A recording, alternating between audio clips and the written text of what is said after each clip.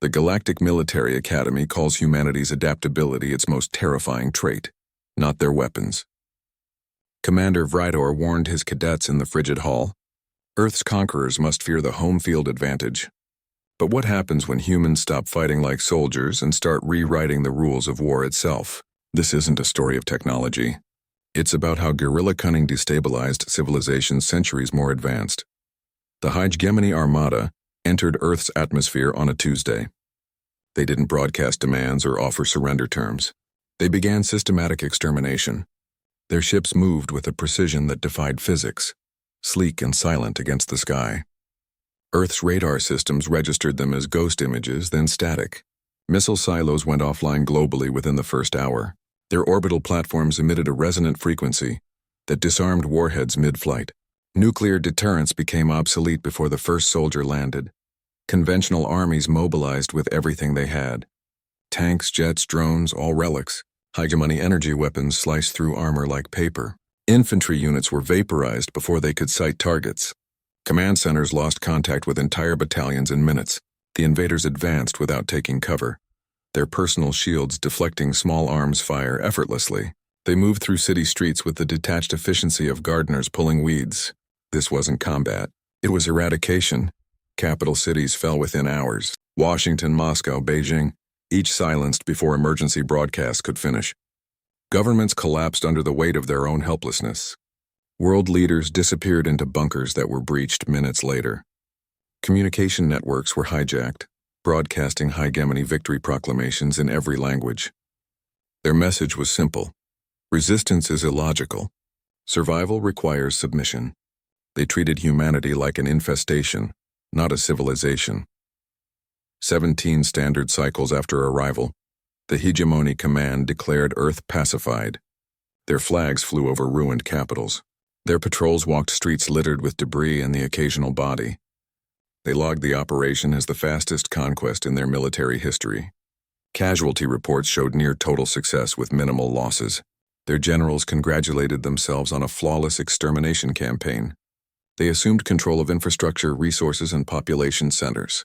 They believed they owned the planet. What they failed to understand was the difference between holding ground and holding people. You can map territories, control supply lines, even silence governments. But human loyalty doesn't reside in palaces or parliaments. It lives in neighborhoods and families in the silence between words. The hegemony took the board but missed the players. Their sensors detected no organized resistance, no command structure. They saw compliance where there was calculation, obedience where there was observation. The quiet that settled over Earth wasn't surrender. It was focus. The storm wasn't over. It was gathering. Commander Vridor stood at the podium in the Galactic Military Academy's main lecture hall, frost lining the reinforced viewports. His audience, freshly uniformed cadets from a dozen compliant species, shifted in their seats. They expected another tactical doctrine lecture, another celebration of hegemony technological supremacy. Vridor gave them a warning instead. The most dangerous thing about humans, he began, his voice flat, isn't their weaponry. It never was. He watched a few cadets exchange skeptical glances. They'd seen the footage. Primitive projectiles, chemical explosives, clumsy orbital defenses. He let their disbelief hang in the chilled air before continuing. He described Earth's evolutionary history as a series of brutal filter events. Ice ages that buried continents. Pandemics that culled populations. Self-inflicted nuclear crises that brought the species to the edge of self-annihilation. Each time, the weak perished. The survivors adapted. They didn't just endure. They incorporated the trauma into their genetic and cultural blueprint. Flexibility became their greatest survival trait. Vridor paced slowly along the edge of the stage. He emphasized that humanity's greatest strength was contextual intelligence. Give them a stable environment and they grow soft, complacent. Introduce existential pressure and they transform. Their brains rewire for pattern recognition under duress. Their social structures shift from hierarchies to networks. They stop competing with each other and start collaborating against the threat. He paused, letting the implications sink in. The hegemony invasion would provide that exact pressure. Their overwhelming force would shatter human institutions, yes, but it would also remove the constraints of civilization. It would force humans to revert to their most fundamental survival programming, improvisation, decentralization, and relentless experimentation. His conclusion was a blade slipped between the ribs of conventional military thinking. You will control their cities. You will monitor their communications. You will believe you have broken them. He leaned forward, both hands on the podium. But the conqueror always fights on the defender's turf eventually. Their environment, their rules, their evolutionary advantages, fear that. The lecture was filed under theoretical scenarios, an interesting academic exercise, a curiosity. When the first occupation reports began filtering back to command, minor anomalies, unexplained disruptions, a creeping sense of wrongness, nobody thought to pull Vrader's old briefing notes. By the time they did, the patterns were already irreversible. The professor's hypothesis had become the field commander's nightmare. Every occupied world in galactic history followed the same psychological pattern. Initial resistance, then gradual acceptance, then eventual assimilation. The hegemony expected Earth to follow this curve. They were prepared for protests, for rebellion, for desperation. They weren't prepared for silence. The humans didn't shout their defiance. They didn't stage dramatic uprisings. They offered exactly what was demanded, nothing more. Compliance became a hollow performance. They showed up for work assignments on time. They followed curfew. They obeyed every audible command. But their eyes stayed empty. Their cooperation lacked all conviction. A shopkeeper would hand over goods without meeting the soldier's gaze. A mechanic would fix a vehicle with slow, deliberate movements that suggested nothing. The occupation force walked through cities of ghosts who performed living. Victory celebrations in the command centers felt increasingly hollow. Officers drank expensive liquors from Earth's remaining stocks, but the toasts rang false. Their surveillance networks reported no organized resistance cells, no leadership structure, no communication patterns suggesting coordination. The planet appeared truly pacified. Yet their equipment maintenance reports told a different story. Power cells drained inexplicably. Sensor arrays developed persistent glitches. Communications gear suffered unexplained signal degradation. The techs called it environmental interference. Command called it bad luck. The supply situation grew critical. Shipments scheduled from orbital depots failed to arrive. Manifest logs showed them launched, but ground control never received them. Recon flights found no wreckage, no distress signals. The supplies simply vanished between the sky and the ground. Communication lines suffered similar fates. Hardwired fiber optics were severed in places no human could reach without detection. Wireless networks experienced cascading failures that followed no logical pattern. The occupation forces found themselves isolated in their own compounds, surrounded by a population that obeyed every rule and yet made every system fail. Humans weren't broken. They were studying. The occupation became their laboratory. Every failed piece of hegemony technology taught them about alien engineering. Every security procedure they circumvented revealed tactical vulnerabilities. Every soldier they observed gave them data on behavior patterns. They learned which officers had short tempers, which guards fell asleep on duty, which mechanics took shortcuts. They mapped patrol routes and shift changes with silent precision. The conquerors thought they were administering a subdued population. They were actually teaching that population how to destroy them. The classroom was planet-wide, the curriculum was asymmetric warfare, and the students were gifted. The hegemony intelligence teams swept Earth's data nets for active military networks, encrypted comms, weapon schematics. They ignored the historical archives. To them, it was cultural debris, irrelevant relics of a defeated species. They missed the real tactical library. Resistance cells accessed servers the invaders deemed harmless. They pulled records of wars fought centuries earlier, with primitive weapons and brutal ingenuity. They studied conflicts where the technologically inferior outlasted the advanced. A Southeast Asian conflict showed how an agrarian society could exhaust a superpower through attrition. They analyzed terrain exploitation, tunnel networks, the psychological impact of unpredictable attacks. They noted how simple traps and ambushes inflicted disproportionate casualties on better-equipped forces. They examined a revolution where colonial rebels faced the world's strongest navy. The rebels used small, fast ships against massive men of war. They attacked supply lines, avoided fleet engagements, and turned the ocean itself into a weapon.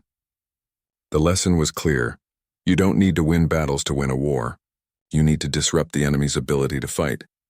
A more recent conflict in Central Asia provided the manual for bleeding an occupier. A foreign army arrived with superior firepower and left a decade later, broken and demoralized. The locals used mountain passes as killing zones. They turned captured weapons against their original owners. They made every convoy, every outpost, every patrol a potential disaster. The occupation force controlled the cities by day and hid in them by night. These weren't academic studies. They were field manuals with verified results. Every tactic had been tested under real conditions. Every strategy had been refined through bloody trial and error. The resistance cross-referenced these historical case studies with current hegemony behavior patterns. They identified matching vulnerabilities. The occupiers relied on centralized command, predictable logistics, and technological superiority. History showed how to exploit each weakness. They adapted old techniques to new technology. Homemade explosives from historical recipes were combined with stolen energy cells to create unstable but devastating bombs.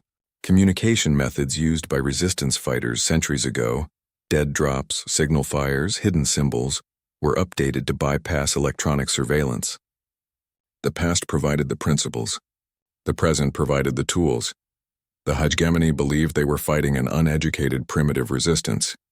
They were actually facing the combined strategic wisdom of every successful guerrilla movement in human history.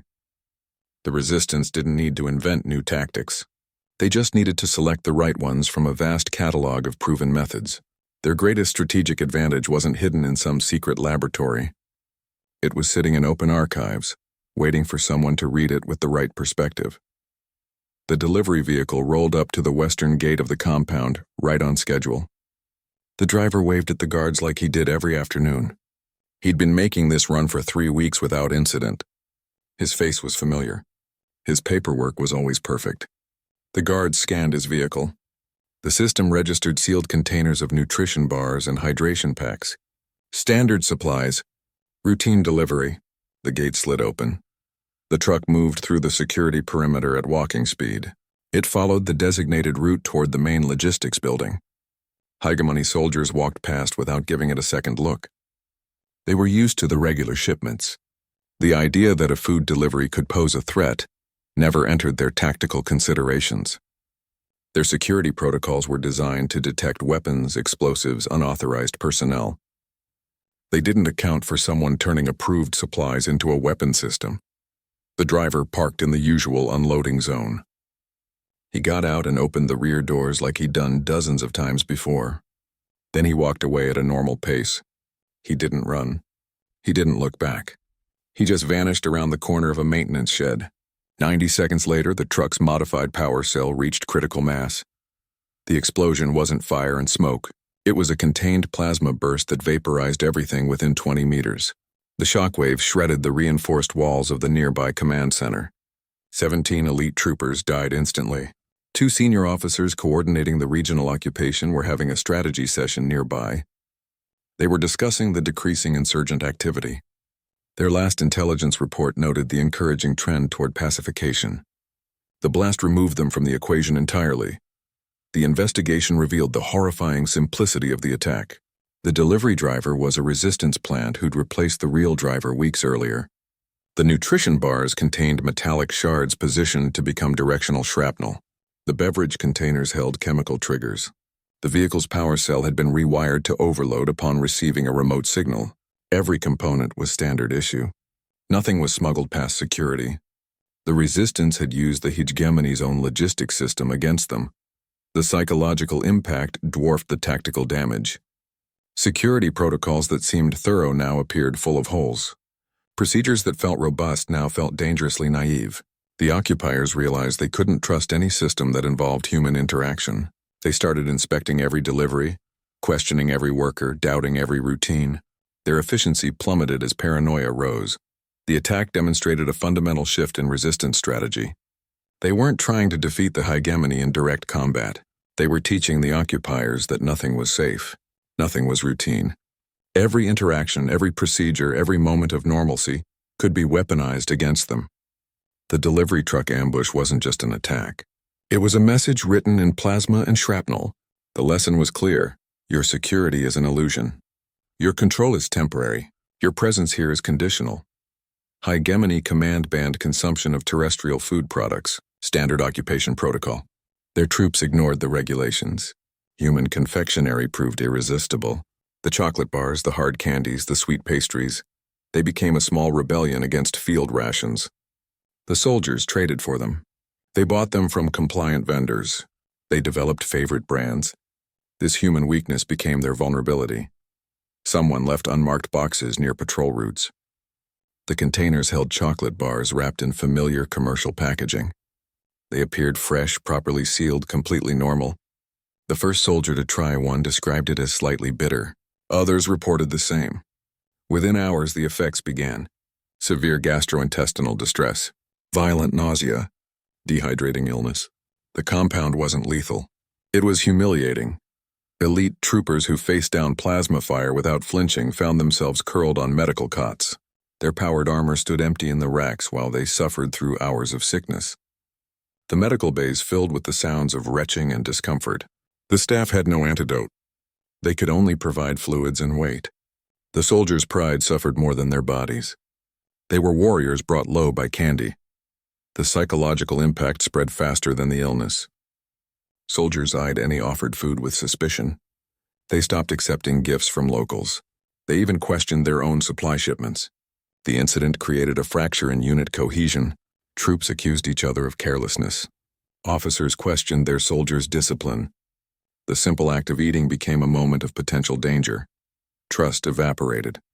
The casual interactions that sometimes developed between occupiers and occupied vanished completely. Every gesture of kindness became potentially lethal. A child offering a piece of fruit. An elderly woman with baked goods. These small human connections turned into possible threats. The soldiers withdrew behind their armor and protocols. They treated all civilians as potential poisoners. The resistance had weaponized generosity. They turned human kindness into a delivery system for psychological damage. The message wasn't about causing casualties. It was about demonstrating absolute control over the environment. Nothing given freely could be trusted. Nothing offered in friendship was safe. The occupiers realized they weren't just fighting an enemy. They were fighting an entire culture that had turned its social norms against them. Morale charts showed a sharp decline after the incident. Discipline reports noted increased anxiety during patrols. Medical logs recorded psychosomatic symptoms among troops who hadn't even eaten the candy. The attack achieved maximum effect with minimum force. It cost the resistance some chocolate and chemicals. It cost the occupation force their sense of security. They began to understand that on Earth, even sweetness could be a weapon. The hegemony operated under standard occupation doctrine. Identify combatants, neutralize them, separate fighters from civilians. Control the population through administered services and visible force. This approach worked on 97 conquered worlds. Earth was the 98th. The distinction between fighter and civilian didn't exist here. Humans erased it completely.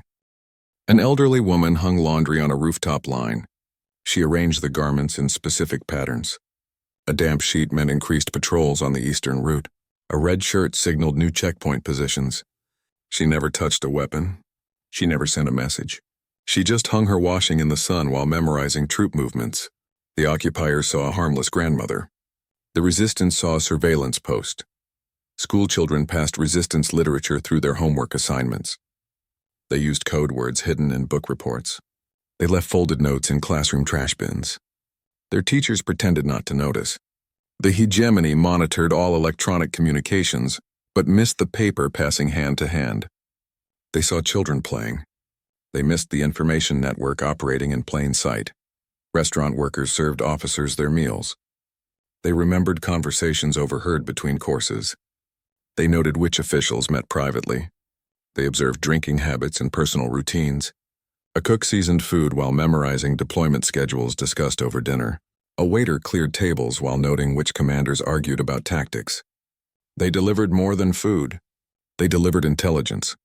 The occupation force found they couldn't trust anyone outside their fortified compounds. The street sweeper might be counting patrol members. The utility worker might be mapping power conduits. The vendor selling drinks might be noting which soldiers left their posts for breaks. Every civilian interaction became a potential security breach. They stopped accepting water from locals. They stopped making casual conversation. They retreated behind their armor and suspicion. Every harsh response created new resistance members. A family evicted from their home joined the network. A business owner fined for imaginary violations began sheltering fighters.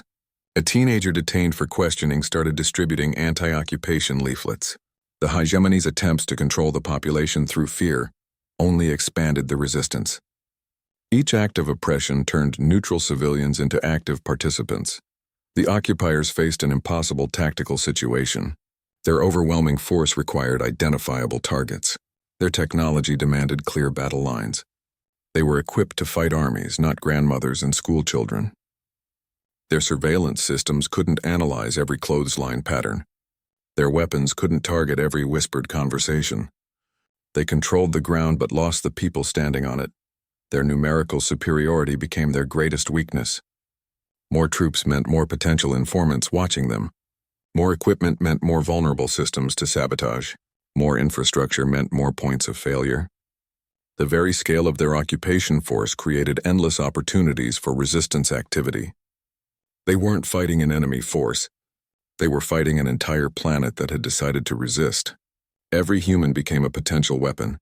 Every interaction became a potential attack. The hegemony found themselves occupying a world where the ground itself seemed hostile. The hegemony's most secure fortress was called Sentinel Base. Buried deep beneath a mountain range, surrounded by overlapping energy shields, monitored by motion sensors and automated turrets. Its location was classified.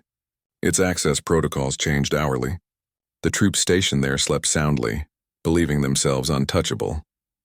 Their sleep chambers were the most protected spaces in the compound. Biometric locks, independent air filtration, constant vital sign monitoring. The soldiers considered it their one truly safe place. Someone had been inside the ventilation systems for months. Not recently, not during heightened alert status. The infiltration happened during the base's construction phase. Human workers laid the pipes and conduits. They installed the air handlers and filtration units. They followed the blueprints perfectly. They also added a small secondary line that branched off the main oxygen feed. It ran through a maintenance crawl space nobody ever checked. It terminated at a sealed canister hidden behind a false panel. The agent was odorless, colorless, and completely undetectable by standard toxicological scans. It wasn't designed to kill quickly. It targeted specific neuroreceptors in the hegemony physiology. It induced a gradual shutdown of autonomic functions. The soldiers went to sleep normally. Their monitors showed steady vital signs. Their bodies simply stopped breathing around 300 hours. The system registered the deaths as natural cardiac arrest. 38 soldiers died without stirring. They never woke up. The attackers left their message on the central command display. It appeared at dawn, replacing the morning status report. Simple text on a black background. Nowhere is safe until you leave Earth. Security teams scrambled. They sealed the base. They reviewed every log. They interrogated every crew member. The footage showed nothing. The access records showed no unauthorized entries. The maintenance logs were clean. The ventilation system showed normal operation all night. The investigation revealed the horrifying timeline. The secondary airline had been installed 9 months earlier. The canister had been placed during initial construction. The resistance had compromised Sentinel Base before the hegemony even moved in. They had waited all this time. They had chosen this moment to demonstrate their reach. The base commander realized his impregnable fortress had been vulnerable since day one. Every night he'd slept there, the weapon had been waiting behind the walls. The psychological impact was immediate and total. Soldiers refused to enter sleep chambers. Officers demanded transfers to orbiting ships. The sense of security shattered completely. If Sentinel Base could be breached, anywhere could be breached. If sleep wasn't safe, nothing was safe. The occupation force realized they were living inside a trap designed by their enemies. Every wall might conceal a threat. Every system might harbor a weapon. This attack differed from all others. It wasn't about tactical advantage or resource denial. It was about demonstrating absolute penetration. The resistance could reach into the most secure location and kill the most protected personnel at will. They weren't just fighting the occupation. They were systematically destroying the occupier's sense of safety. They turned every base, every compound, every fortified position into a potential death trap. The hegemony wasn't facing guerrilla warfare anymore. They were experiencing psychological terrorism engineered to break their will completely. The resistance crossed a line no galactic power had ever crossed. They studied hegemony culture and found its core vulnerability. Their officers valued family above duty, above honor, even above survival. This wasn't a weakness in their military structure. It was a flaw in their social DNA. The resistance decided to exploit it. They began targeting officers' families living in Earth compounds, not with assassination, with demonstration strikes, a projectile through a nursery window, an explosion at a school playground, a fire at a recreational facility. The attacks were calibrated for psychological impact, not casualties. The message was unmistakable. Your presence here endangers those you love most. Your command decisions have personal consequences. The first incident hit a housing compound for senior officers' families. A shaped charge detonated against the exterior wall of a children's playroom. It blew a clean hole through the reinforced material. The explosion occurred during daylight hours when the room was empty. The damage was purely structural. The implication was terrifying. The resistance could reach any room, any time. They chose to demonstrate rather than destroy. Another strike targeted a school transport shuttle. The vehicle suffered a complete power failure on a secured route. It drifted to a stop in the middle of a protected corridor. Resistance fighters emerged from hiding places, opened the doors, and handed out flowers to the children. They made no threats. They offered no violence. They simply showed they could reach the most precious cargo anytime they wanted. Then they vanished back into the city. The children described them as polite. The parents described them as nightmares. The psychological collapse was immediate and total. Officers who had faced plasma fire without flinching now hesitated before issuing routine orders. They imagined their children's faces every time they authorized a suppression operation. They started questioning deployment decisions that might provoke retaliation. The personal had invaded the professional.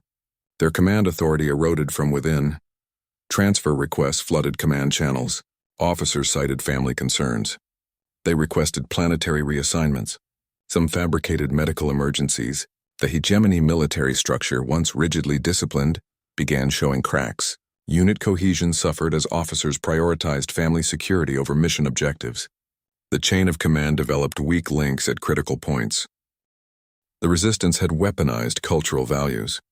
They turned the hegemony's greatest strength, their family bonds, into their greatest vulnerability. This wasn't just a new tactic. It was a fundamental rewriting of engagement rules. Galactic conventions prohibited targeting non-combatants. Humans treated conventions as suggestions. Their survival instinct overrode ethical considerations. This marked the crossing of a moral event horizon. The resistance demonstrated they would employ any method, violate any norm to achieve liberation. They signaled that no aspect of hegemony life would remain untouched. The occupation was no longer a military conflict. It became a personal threat to every soldier's most cherished relationships. The invaders realized they weren't just fighting for territory. They were fighting for their family's safety against an enemy who recognized no limits. Petra Novak taught 19th-century European history before the invasion. She specialized in Napoleon's disastrous Russian campaign. She understood how logistics failed, how arrogance blinded, how climate and terrain could destroy superior forces. When the hegemony landed, she didn't join a militia. She didn't fire a weapon. She observed. She took notes. She recognized patterns. Her transition from academic to operative was methodical. She assembled a team not of soldiers but of specialists. An electrician who understood hegemony power systems, a sanitation worker who knew the underground maintenance tunnels, a data clerk who could forge clearance credentials. They posed as municipal maintenance staff assigned to the regional command compound. Their uniforms were genuine. Their paperwork was perfect. They emptied trash bins. They cleaned filters. They fixed faulty wiring. They became part of the scenery. For 5 months, they performed their menial tasks without drawing attention. Novak memorized patrol rotations. She noted which officers arrived early, who stayed late, who took liquid lunches. She learned which doors had faulty locks, which security cameras had blind spots, which guards were lazy about checks. Her team mapped ventilation shafts, electrical conduits, emergency exits. They built a complete operational picture of the compound from the inside out. Her first target was the logistics commander responsible for pacification operations in her sector. She poisoned his coffee using a toxin derived from earth plants undetectable by alien scanners. The death was ruled a heart attack. Her second target was the head of interrogation. She rigged a malfunction in his personal transport's braking system. The crash looked accidental. She never used the same method twice. She escalated to coordinated strikes. 3 officers died simultaneously in different parts of the compound. One from a fall downstairs she'd lubricated. One from an allergic reaction to altered medication. One from a targeted energy weapon discharge disguised as equipment failure. Each operation was clean. Each left no evidence of foul play. The hegemony medical staff grew increasingly puzzled by the cluster of unexplained deaths. Her most audacious operation eliminated an entire command family during a security briefing. She had rigged the conference room's climate control to release a nerve agent keyed to hegemony physiology. The attack killed 2 senior officers, their aides, and 3 family members observing the proceedings. The resistance left no claim of responsibility. The message was clear enough. Nobody was protected. Nothing was secure. The Hegemony Intelligence Division eventually connected the deaths. They created a task force dedicated to her capture. They assigned her a code name, the Historian. They offered immense rewards for information. They increased security protocols. None of it mattered. She had already trained other cells in her methods. Her capture became their obsession, but her techniques had already spread through the resistance network. Petra Novak demonstrated that ordinary humans could become extraordinary threats. Her background wasn't in combat. It was in pattern recognition and patient observation. She treated the occupation as a historical case study in real time. She proved that guerrilla warfare wasn't about strength. It was about timing. It was about understanding the enemy better than they understood themselves. Her campaign showed that the most dangerous weapon wasn't technology. It was applied knowledge. The mighty hegemony military machine began breaking from within. Their technology remained superior. Their firepower remained overwhelming. Their strategic position appeared dominant on every tactical display. None of that mattered against the psychological erosion. The occupation became psychologically unsustainable. Troops displayed classic fatigue symptoms seen in prolonged counterinsurgency operations. The difference was the timeline. Normally, these manifestations took years to develop. On Earth, they appeared within weeks. Soldiers hesitated before consuming field rations. They examined water packs for tampering. They delayed entering sleep chambers despite exhaustion. Their combat readiness degraded with each passing day. Trust evaporated completely. Units stopped cooperating with local auxiliary forces. Officers doubted their own staff. The sophisticated surveillance systems designed to monitor human activity instead recorded the occupier's own deteriorating mental state. Camera footage showed troopers jumping at shadows. Audio logs captured them hearing threats in normal environmental sounds. Their sensors were fine. Their nerves were not. Combat effectiveness plummeted to dangerous levels. Rating systems designed to measure unit readiness showed scores dropping below 30% of initial capacity. Patrols moved slower. Response times lengthened. Engagement protocols were followed with excessive caution bordering on paralysis. The soldiers weren't refusing orders outright. They were executing them with such hesitation that the tactical advantage vanished. Medical officers reported epidemic levels of anxiety disorders. Combat refusal cases increased 400%. Troops developed psychosomatic illnesses that mimicked actual chemical attacks. The medical bays filled with soldiers suffering from uncontrollable tremors, stress-induced digestive issues, and sleep deprivation. Their technology could shield them from plasma fire. It couldn't protect them from their own fear. The command structure recognized the problem but couldn't solve it. Rotations home increased. Psychiatric support teams deployed. Morale-boosting measures intensified. Nothing worked. The damage was too fundamental. The soldiers understood intellectually that they possessed superior technology. Emotionally, they felt completely vulnerable. Their armor felt like a target. Their weapons felt inadequate. Their compounds felt like traps. Humans won the psychological war before achieving military victory. They never faced the hegemony in open battle. They didn't need to. They made every moment of occupation unbearable. They turned security procedures into sources of anxiety. They transformed routine activities into potential death scenarios. They weaponized the environment itself against the invaders.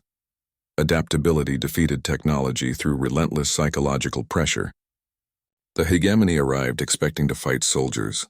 They found themselves fighting an entire planet that had become a weapon. Their sensors could detect energy signatures. Their scanners could identify weapons. Their systems had no protocols for measuring an enemy's will to resist. They possessed all the tactical advantages except the most important one, the ability to make their enemy stop fighting. The occupation force wasn't defeated. It was psychologically dismantled piece by piece until nothing remained but the desire to leave. High Command reviewed the strategic situation with growing unease. The occupation models predicted eventual pacification through sustained pressure. The models were wrong. Earth's resistance grew stronger with each suppression attempt. Their tactics evolved faster than countermeasures could be developed. Each escalation produced more sophisticated responses. The curve pointed toward eventual military defeat despite technological superiority. The economic analysis made grim reading. The resource extraction value of Earth dwindled against the occupation costs. Fuel consumption for patrols, equipment replacement from sabotage, medical expenses for psychological casualties. The numbers showed an unsustainable drain. The Treasury ministers warned that continued operations would bankrupt other military initiatives. The conquest was costing more than the planet was worth. Military casualties reached politically dangerous levels. The public back home started asking questions.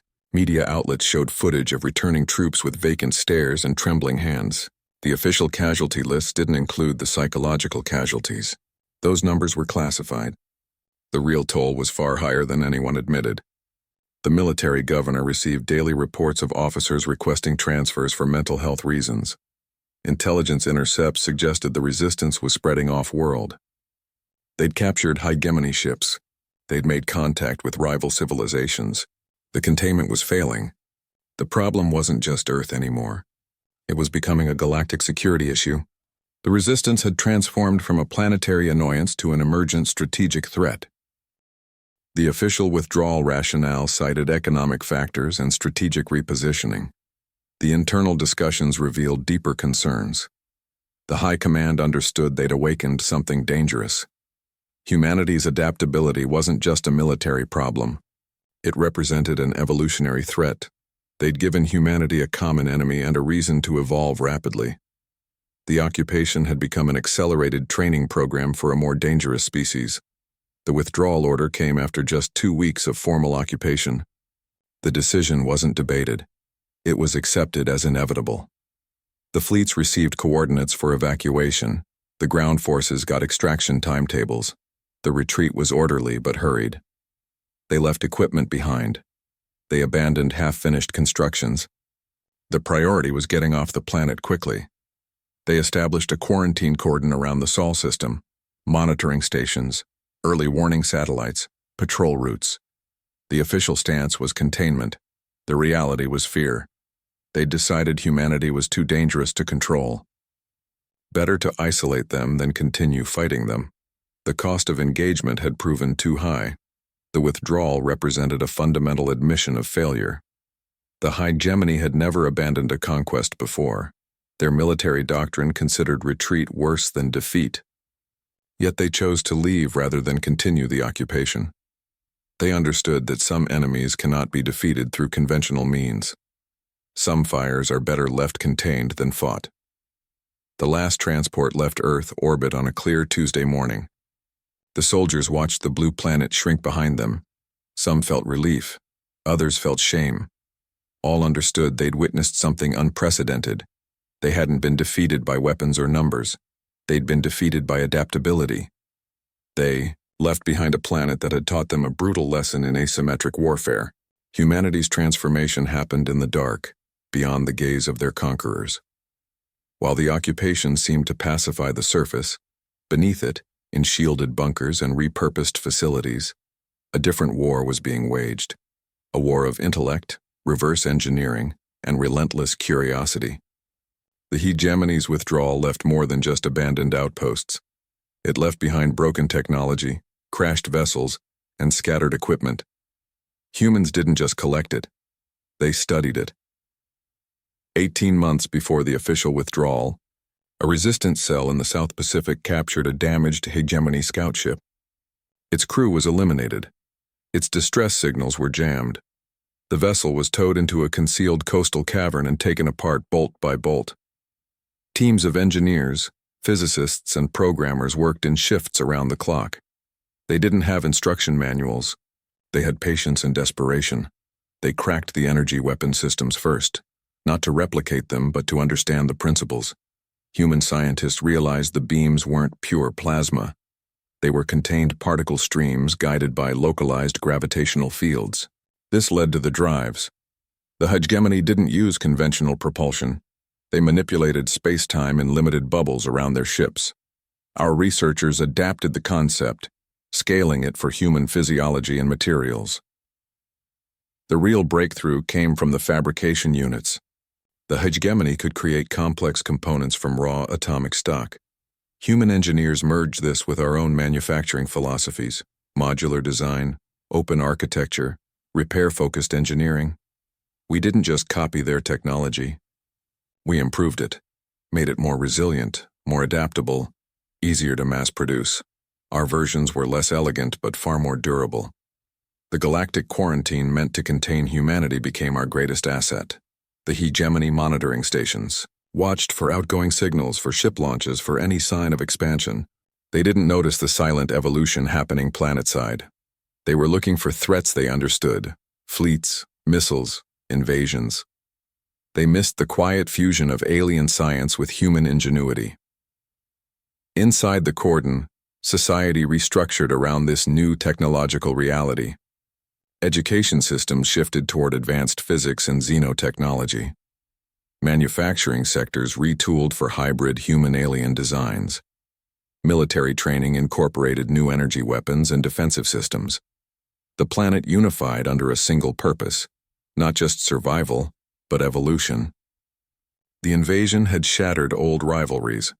The reconstruction built new strengths. When humans finally emerged from the solar system, they were fundamentally transformed. Not just technologically, psychologically. The memory of occupation hardened their resolve. The knowledge that they'd survived against impossible odds fueled their confidence. They hadn't just regained what was lost. They'd built something stronger, something uniquely human yet enhanced by alien science. The conquered had not only caught up to the conquerors, they'd surpassed them. The period of isolation became a technological and cultural forge, and humanity stepped out of it tempered, adaptable, and more dangerous than any galactic power had anticipated.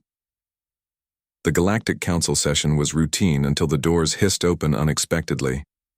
Ambassador Powell walked in alone. No security escort, no diplomatic entourage. He wore a simple human business suit. The chamber fell silent. Council members recognized him from pre-invasion trade negotiations. They assumed he represented a defeated species requesting aid. They were wrong. He didn't approach the petitioner's platform. He took position at the main speaking podium. His voice carried through the translation systems with calm authority. He announced humanity had established 7 colony systems beyond the Sol quarantine zone. The statement seemed impossible.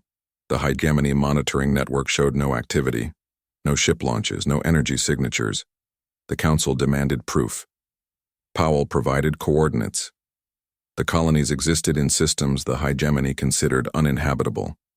Human ships used hybrid propulsion systems combining alien gravity manipulation with human material science. Their vessels didn't show up on standard scans because they used modified stealth technology derived from hegemony wreckage. They'd turned their enemies' own advancements against them. He revealed humanity had formed alliances with 3 major hegemony rivals. These civilizations had provided raw materials and strategic information in exchange for technology shares. The diplomatic exchanges happened through hijacked communication channels the hegemony thought were secure. Humans had turned the galactic political landscape to their advantage without leaving their solar system. Powell's tone remained matter-of-fact as he delivered his most devastating line. "Your quarantine was designed to keep your ships out, not our ships in." The statement hung in the air. The council understood the implication immediately. The hegemony's containment strategy had backfired completely. It gave humanity protected space to develop without interference. It prevented the hegemony from monitoring human progress. It created the perfect conditions for unchecked technological evolution. Humanity had turned isolation into expansion opportunity. They used the quarantine period to build ships, train crews, and establish colonies.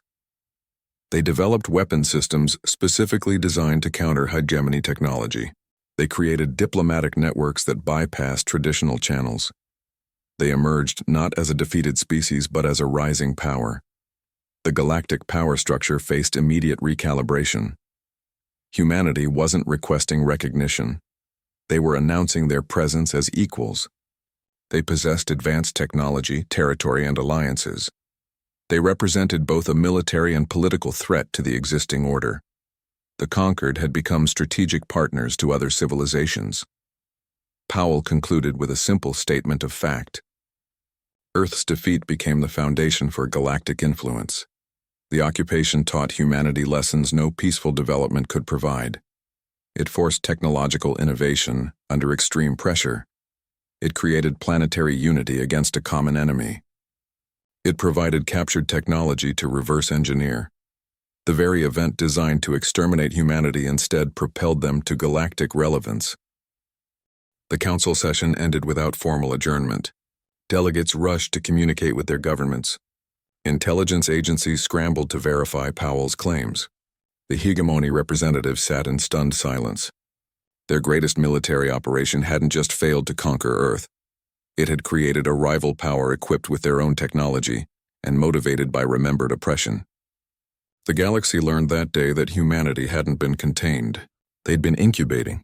Humanity's new warfare philosophy didn't stay theoretical. It took physical form in Phoenix Station. The station orbited Earth as both symbol and statement. Its design reflected every lesson learned during the occupation. It wasn't just a base. It was a promise that no invasion would ever succeed again. The station followed defense-in-depth principles. No single breach could compromise structural integrity. Sections could seal independently. Command centers operated autonomously. Life support systems had redundant backups. The design assumed constant attack and internal infiltration. Every corridor, every junction, every control room could become a killing zone against intruders. The station was built to survive even if partially occupied. Its weapon systems countered hegemony technology specifically. Gravitational lance projectors could disrupt enemy shields by creating localized space-time distortions. Singularity generators produced controlled micro-black holes that swallowed incoming projectiles. These weren't offensive weapons. They were defensive systems designed to neutralize the hegemony's greatest advantages. The station could defend itself without ever firing a traditional weapon. Phoenix Station served as humanity's primary diplomatic hub. Ambassadors from across the galaxy conducted negotiations within its secure chambers. The paradox was intentional. Guests arrived expecting a peaceful facility. They found themselves inside the most heavily fortified structure ever built. The message was clear. Humanity would engage in diplomacy, but from a position of absolute security. They would talk, but they would never be vulnerable again. The station represented human adaptability made permanent. Its architecture incorporated captured alien technology re-engineered for human use. Its operational protocols reflected lessons from guerrilla warfare. Its very existence demonstrated how thoroughly humanity had transformed defeat into strength. Every bulkhead, every weapon mount, every security checkpoint told the story of occupation and response. This defensive philosophy became humanity's greatest offensive weapon. Potential adversaries understood that attacking human territory meant facing structures like Phoenix Station. The cost of assault became prohibitively high. The station didn't need to attack anyone. Its mere existence deterred aggression through demonstrated defensive capability. The psychological impact resonated across galactic military circles. Strategists studied Phoenix Station not as a defensive installation, but as a new form of power projection. It showed that humanity had moved beyond simple weapon superiority. They had created a strategic paradigm where defense served offensive purposes. Their security became their strength. Human engineers designed the station with modular components. Damaged sections could be replaced quickly. Systems could be upgraded without shutting down operations. The station evolved constantly, incorporating new technologies and tactics. It never remained static. It improved with each technological advancement, each new threat analysis, each lesson learned from galactic interactions. Phoenix Station stood as permanent proof that humanity had learned the central lesson of occupation. The best defense isn't stronger shields or bigger guns. It's making attack mathematically irrational. It's creating structures so resilient, so adaptable, so thoroughly defended that no enemy would risk engagement. The station didn't just protect Earth, it projected stability across human space by demonstrating absolute defensive capability. The galactic community watched Phoenix Station with mixed admiration and concern. They saw a species that had turned survival instinct into architectural genius, a people who built their philosophy directly into their structures, a civilization that remembered every lesson of defeat and encoded those lessons into steel and energy. Humanity had not just recovered from invasion, they had institutionalized their response. Ambassador Powell didn't request recognition. He informed the Galactic Council that humanity had already established sovereign control over 7 star systems. These weren't territorial claims. They were operational colonies with functioning infrastructure and defensive capabilities. The revelation stunned the diplomatic corps. The hegemony's intelligence network had detected nothing. Humanity hadn't just survived the quarantine. They'd expanded right under their watchers' noses. The demands were specific and non-negotiable. Full membership in all galactic forums, voting rights on all councils, access to trade networks and scientific exchanges. Humanity would participate as equals, not junior members or probationary affiliates. The terms mixed high principle with cold practicality. They invoked galactic charters about self-determination, while simultaneously demonstrating the military capacity to enforce their claims. In exchange, Powell offered something the galaxy desperately needed: intelligence on the void convergence. This existential threat had been encroaching on galactic space for centuries. Every major power had failed to understand its nature or origin. Humanity's sensor networks, developed during their isolation, had gathered unique data. They'd mapped patterns nobody else detected. They understood the convergence's mechanics at a fundamental level. Powell's statement carried no emotion. "We are making a calculated decision." The phrasing was deliberate. It acknowledged that humanity could have withheld the intelligence. They could have let the galactic powers face the convergence unprepared. Instead, they chose to share critical information in exchange for political recognition. The offer wasn't generosity. It was strategic exchange. The terms revealed humanity's sophisticated understanding of galactic politics. They didn't demand territory or resources. They demanded influence.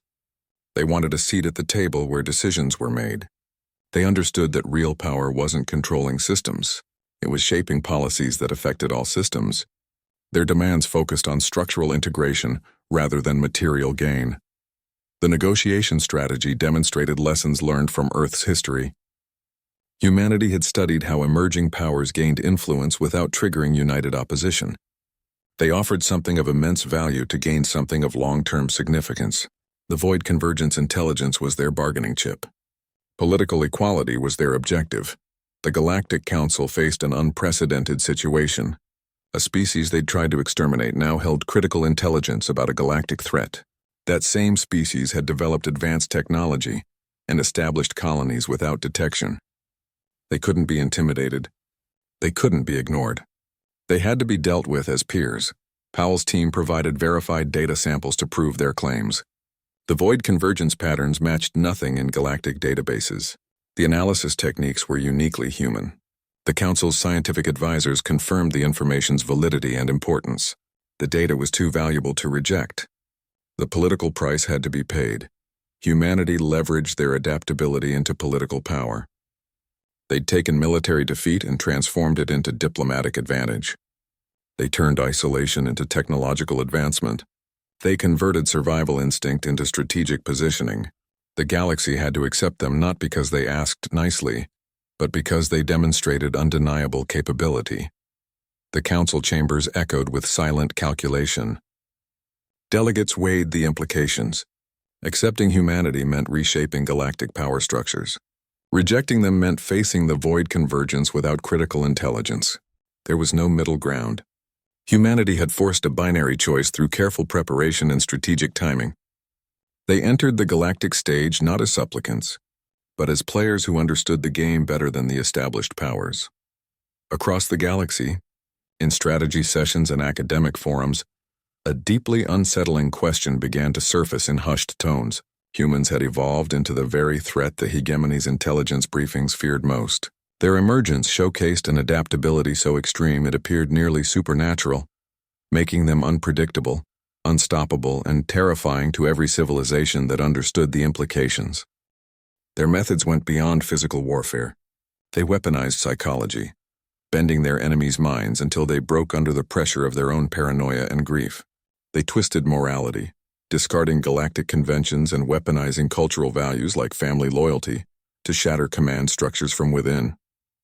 They turned their own history and even their apparent kindness into tactical manuals. Every aspect of existence, from a child's candy to a grandmother's laundry, became a potential vector of attack. The entire concept of a safe civilian population vanished, replaced by a planet of combatants. This radical flexibility stemmed from a core survival instinct so powerful it overrode all ethical and conventional constraints. When faced with extermination, their civilization shed its skin to reveal a far older, more primal organism. The central philosophical dilemma for the galaxy was whether the hegemony's invasion had forged this monstrous new reality, or if they had merely chipped away a thin veneer of civility to reveal a monster that had always existed, honed by millennia of brutal evolution on a death world. Humanity's pre-invasion persona, the curious explorers, the passionate artists, the diplomatic traders, now seemed like a gentle facade masking a ruthless biological truth.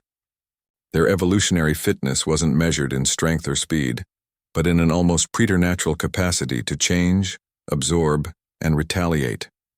Their gentle hands could, in a single generation, become the galaxy's most lethal instruments. They weren't just another species in the galactic community. They were a walking, talking embodiment of evolutionary pressure made sentient. The resolution to the dilemma settled coldly over the political and military leadership of 100 worlds.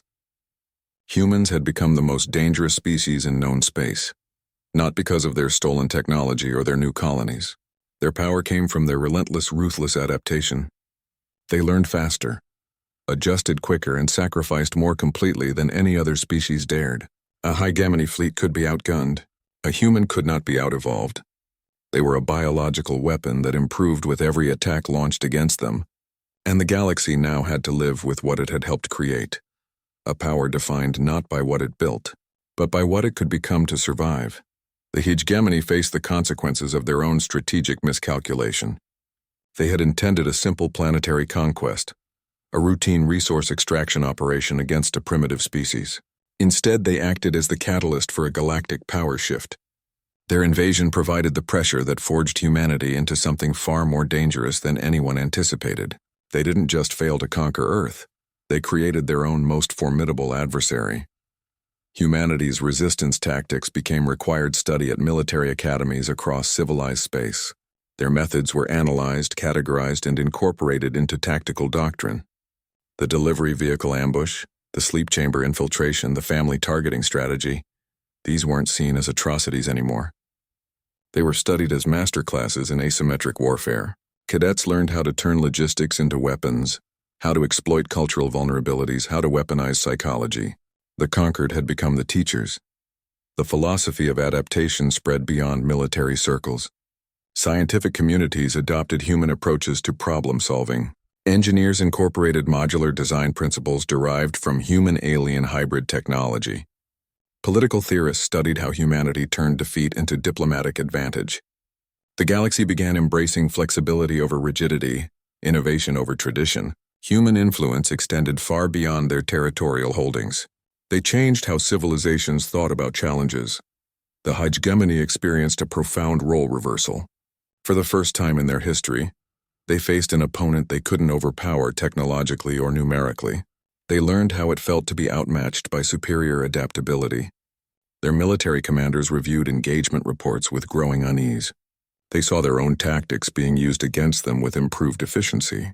Their technology was being surpassed by their own designs, refined through human ingenuity. They confronted a future they never intended to create. The balance of power had shifted permanently. Humanity's 7 colony systems formed the core of a new political bloc. Their hybrid technology gave them economic advantages in manufacturing and transportation. Their void convergence intelligence made them indispensable to galactic security. The Hegemony found themselves negotiating from a position of weakness against a species they'd tried to exterminate. Galactic power dynamics underwent permanent realignment. Traditional hierarchies based on military size or technological antiquity gave way to new measures of influence. Adaptability became the most valued strategic asset. Species that had relied on overwhelming force found themselves obsolete. Those capable of rapid innovation gained prominence. The entire galactic community began reevaluating what constituted true power. The students had clearly surpassed the teachers. Humanity took every lesson the Hegemony taught them through invasion and occupation, refined those lessons through brutal experience, and returned them with devastating effectiveness.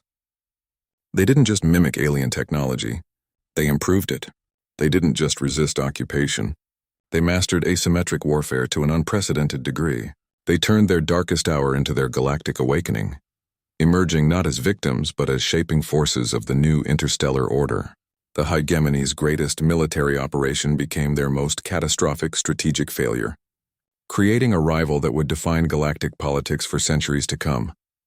Humanity's transformation demonstrates that adaptability always defeats technology. The galaxy learned this through painful experience. Superior firepower means nothing against relentless evolving resistance. Monsters aren't born from nothing. They're forged through necessity. When pushed to extinction, even peaceful species reveal ruthless survival instincts. The Hegemony's invasion didn't break humanity. It stripped away civilization's veneer, revealing the evolutionary fighter beneath. Remember this lesson well. True power isn't held in weapons or ships. It resides in the will to change, to adapt, to become whatever is required to survive against any threat anywhere.